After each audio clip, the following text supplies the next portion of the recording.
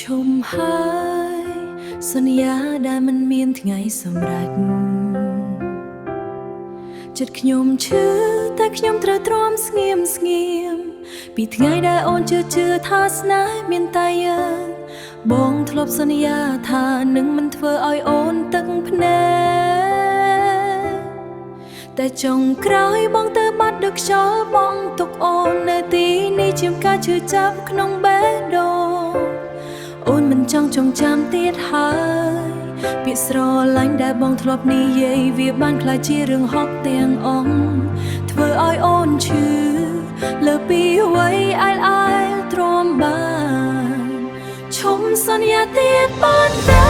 បងអូនលែងចង់ស្ដាប់ពាក្យដែលមិនពិតបេះដូងអូនខូចហើយម្ដងទៀតស្នេហ៍នេះវាដោយសោកបានខូចបាត់ទៅហើយ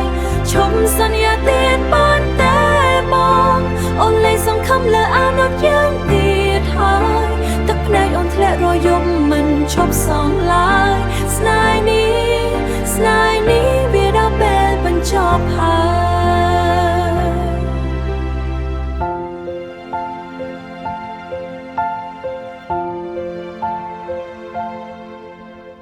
អូនព្យាយាមទប់ចិត្តខ្លួនឯងរាល់ថ្ងៃតែរូបបងនៅតែចូលមកក្នុងគំនិត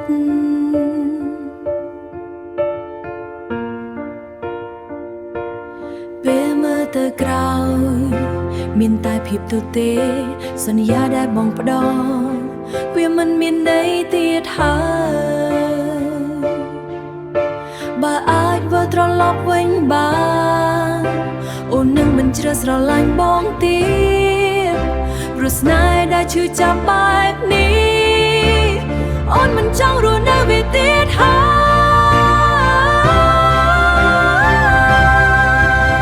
យឈុំសន្យាទៀតបានតែ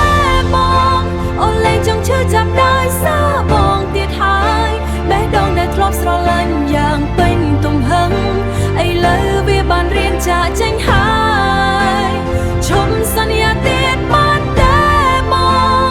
អូនសុំទោសដែលមិនអាចបន្តស្នេហ៍នេះអស់ពេលហើយ